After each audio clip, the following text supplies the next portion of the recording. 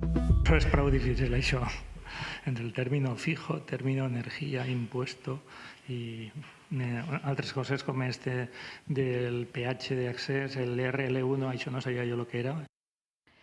Bé, com li passa a Lluís, molts consumidors volen entendre la factura del gas per tal de saber si els interessa o no canviar d'un mercat a altre, és a dir, del lliure al regulat.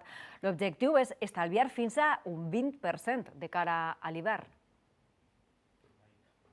Hacer acceso RL. Entonces estás en el mercado libre. És la gran qüestió, saber on estàs, mercat lliure o regulat. Interessa canviar-se? Carmen fa números per a Daniel. Pues que n'hi ha 5 euros d'ahorro al mes.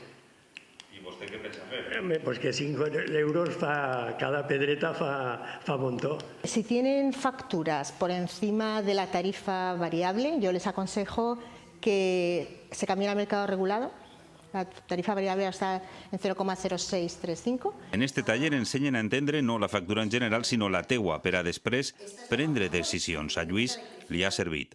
Altres coses com este del peatge d'accés, el RL1, això no sabia jo el que era. Carmen explica mesures per a reduir la factura, mantindre la temperatura del termostat a 21 graus de dia a menys de 18 a la nit o reduir 5 graus la temperatura de la caldera i l'estalvi es nota. Pues hasta probablemente un 20%. I la norma més important, el quilowatt més barat, és el que no es gasta.